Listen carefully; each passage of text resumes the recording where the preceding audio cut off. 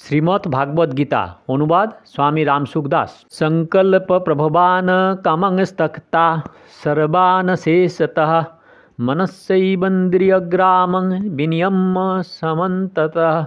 সংকল্পজাত সমস্ত কামনাকে সর্বতোভাবে পরিত্যাগ করে এবং মনের দ্বারা ইন্দ্রিয়গুলির বিষয়সমূহ হতে নিবৃত করে। সংকল্প প্রভবান কামংস্তক্তা সর্বান শেষতঃ।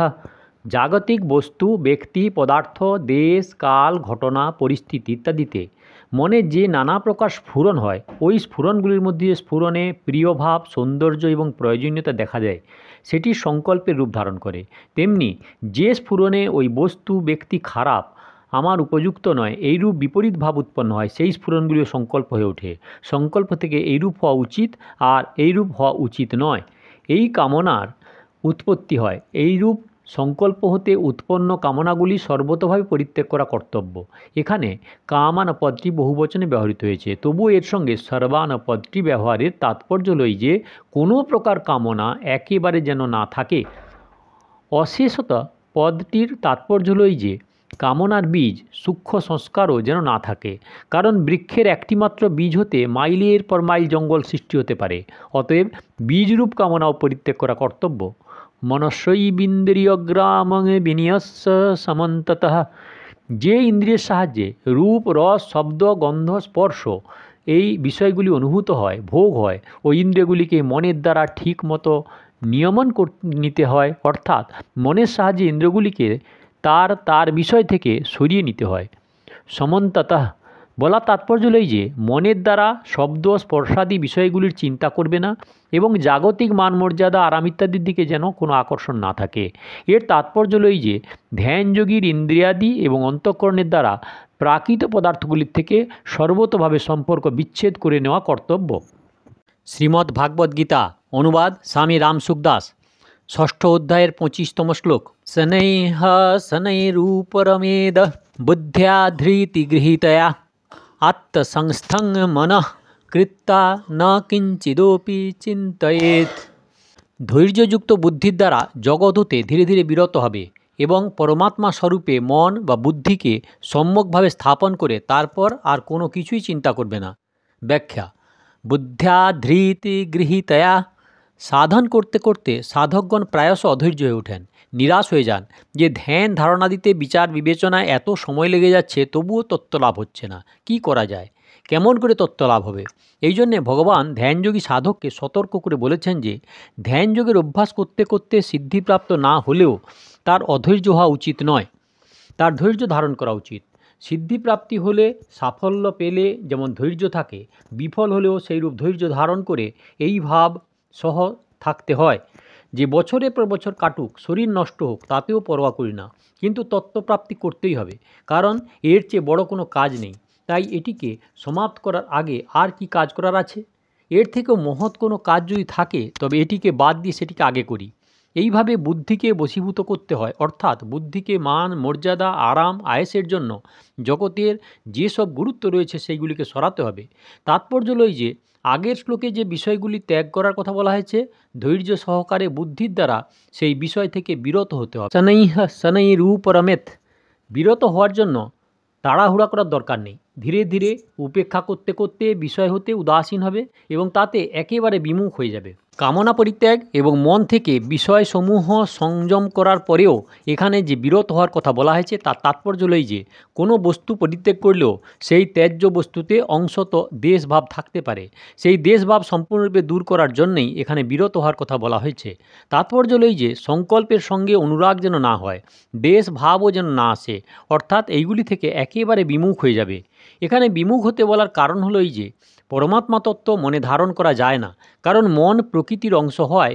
প্রকৃতিকেই যখন এই ধারণা সক্ষম হয়, তাহলে প্রকৃতির অতীত এই পরমাত্মা তত্ত্ব কীভাবে ধারণ করবে? অর্থাৎ পরমাত্মার চিন্তা করতে করতে মন পরমাত্মাতে ধরতে পারবে তা সম্ভব নয়। যে পরমাত্মার শক্তিতে মন তার কার্য করে, সেই মন কি করে তাকে ধরবে? জন্মনসা ন মনুতে ইহাহুর্মণো মতম। মূলত সূর্যের কারণেই আলো এবং বিদ্যুৎ প্রকাশিত হয়, অতএব সেই প্রদীপ ইত্যাদি সূর্যকে কি করে প্রকাশ করবে? এইগুলির আলো তো সূর্য থেকেই নেওয়া। তেমনি মন বুদ্ধি ইত্যাদিতে যা কিছু শক্তি আছে তা পরমাত্মা থেকেই আহরিত। সুতরাং সেই মন বুদ্ধি ইত্যাদি কি করে পরমাত্মাকে ধারণ করবে? ধারণ করতে সক্ষম নয়। দ্বিতীয়ত, জগতের দিকে যাত্রা করলে কারোর সুখ মেলে না, কেবলমাত্র দুঃখই সে পায়। অতএব জগৎ সংসারের চিন্তার প্রয়োজন নেই। তাহলে এখন কি করা উচিত? তার থেকে বিরত থাকাই ভালো। আত্মসংস্থ মনঃ কৃত্যা, সর্বত্র এক সচ্চিদানন্দ পরমাত্মায় পরিপূর্ণ হয়ে আছেন। গুলির আদিতে এবং অন্তে সেই পরমাত্মাই বিদ্যমান। সংকল্পেও আধার এবং প্রকাশরূপে এক পরমাত্মায় পরিপূর্ণ হয়ে আছেন। এই সংকল্পে আর কোনো অস্তিত্ব উৎপন্ন হয়নি, এতে সত্তারূপে সেই পরমাত্মাই বিদ্যমান। বুদ্ধিতে এরূপ দৃঢ়তা সহকারে জানবে এবং নির্ণয় করবে। মনে যদি কোনো তরঙ্গ উৎপন্ন হয়, সেটিকে পরমাত্মার স্বরূপ বলে মনে করবে। অপর একটি ভাব হল যে পরমাত্মা দেশ, কাল, বস্তু, ব্যক্তি, ঘটনা, পরিস্থিতি ইত্যাদি সর্বত্র পরিপূর্ণরূপে আছেন। এই দেশ, কাল ইত্যাদি উৎপন্ন হয় এবং লয় হয়, কিন্তু পরমাত্মা তত্ত্ব কখনো সৃষ্টি হয় না বা কখনো নষ্ট হয় না। এটি সর্বদা একই রূপে বিরাজমান। এই পরমাত্মায় মন স্থির করে, অর্থাৎ সর্বস্থানে এক পরমাত্মাই বিদ্যমান, তিনি ছাড়া অন্য কোনো অস্তিত্ব নেই, এইরূপ দৃঢ় নিশ্চিত হয়ে আর কিছু ভাবনা করবে না। ন কিঞ্চিদপি চিন্তয়েত, জগতের চিন্তা করবে না, এ কথা আগেই বলা হয়েছে। এখন পরমাত্মা সর্বত্র ব্যপ্ত হয়ে আছেন, এই চিন্তাও করবেন না। কারণ মানুষকে যখন পরমাত্মাতে স্থাপন করা হয়েছে, তখন চিন্তা করলে সবিকল্প বৃত্তি হবে, অর্থাৎ মনের সঙ্গে সম্পর্ক বজায় থাকবে, যার ফলে জগৎ সংসার হতে সম্পর্ক বিচ্ছিন্ন হবে না। যদি আমার এইরূপ স্থিতি যেন বজায় থাকে, এরূপ চিন্তা হয়, তাহলে পরিচ্ছন্নতা বজায় থাকে, অর্থাৎ চিত্তের এবং চিন্তাকারীর অস্তিত্ব বজায় থাকে। অতএব সর্বত্র এক পরমাত্মাই পরিপূর্ণ, এই দৃঢ় নিশ্চয় করে পরে আর কোনো প্রকার চিন্তা করবে না। এইভাবে বিরত হলে সংযত স্বরূপ অনুভূত হয়, যেটি প্রথমে 22তম শ্লোকে বর্ণিত হয়েছে। ধ্যান সম্পর্কীয় মর্মকথা। সর্বপ্রধান কথা হলো যে পরমাত্মা সর্বত্র পরিপূর্ণ, সর্বদেশে, সর্বকালে, সকল বস্তুতে, সকল ব্যক্তিতে, সমস্ত ঘটনাতে এবং সমস্ত ক্রিয়াতে পরমাত্মা সাকার, নিরাকার ইত্যাদি সব রূপে সর্বদা এইভাবে বিরাজমান। পরমাত্মা ব্যতিরেকে প্রকৃতির যত প্রকার কার্য আছে তা সবই পরিবর্তনশীল, কিন্তু পরমাত্মা তত্ত্বে কখনো কিছুমাত্র পরিবর্তন হয়নি, হবে না এবং অসম্ভব নয়। সেই পরমাত্মার ধ্যান এমনভাবে করতে হবে যেন কোনো ব্যক্তি সমুদ্রের গভীরে ডুব দিয়েছে, যাতে যতদূর যায় কেবল জলই নজরে আসে।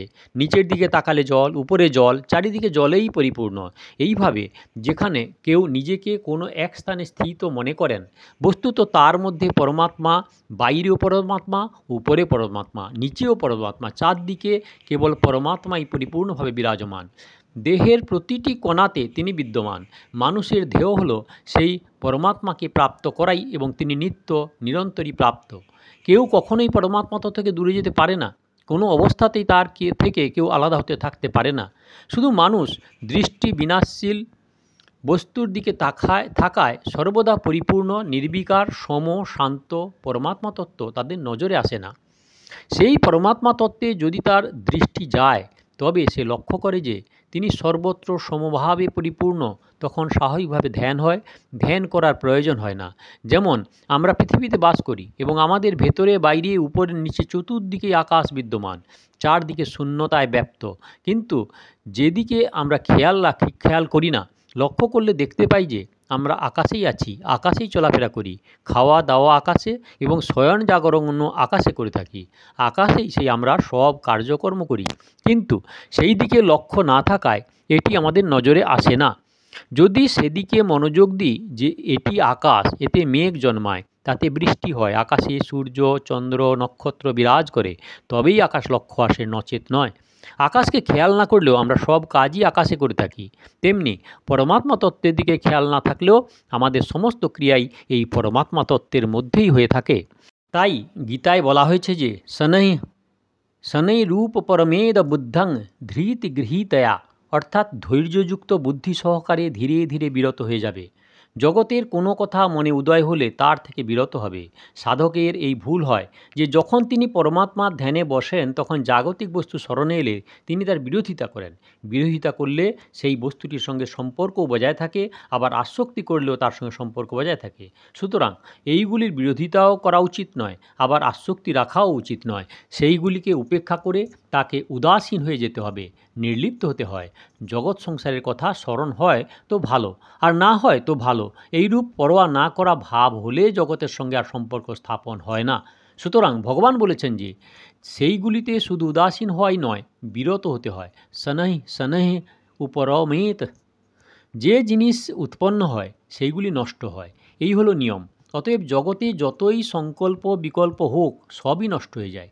তাই এইগুলি যাতে বজায় থাকে এইরূপ চেষ্টা করাই ভুল, এবং নষ্ট করার চেষ্টা করাও ভুল। জগতে অনেক জিনিস উৎপন্ন হয় এবং নষ্ট হয়ে যায়, কিন্তু তার পাপ বা পুণ্য আমাদের উপর কোনো প্রভাব ফেলে না, কারণ তার সঙ্গে আমাদের কোনো সম্পর্ক নেই। এইরূপ মনে যদি কোনো সংকল্প উদয় হয়, জগৎ সংসার নিয়ে কোনো চিন্তা জাগে, তাহলেও আমাদের এর সঙ্গে কোনো সম্পর্ক নেই।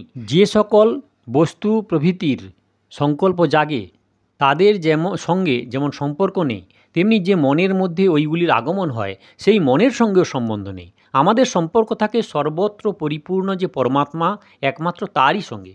অতএব যে সমস্ত বস্তু উৎপন্ন হয় এবং নষ্ট হয়ে যায় তাতে আসক্তি বা কিসের, আর দেশই বা কিসে? এটি উৎপত্তি ও বিনাশের এক প্রবাহ মাত্র। এর থেকে বিরত হয়ে যাও, বিমুখ হয়ে যাও, পরোয়া করো না। সর্বত্র এক পরমাত্মাই পরিপূর্ণ। আমরা যখন একটি ব্যক্তিত্ব ধারণ করি তখন আমি আছি এরূপ দেখা যায়। এই ব্যক্তিত্ব আমিত্ব ভাবের অন্তর্গত।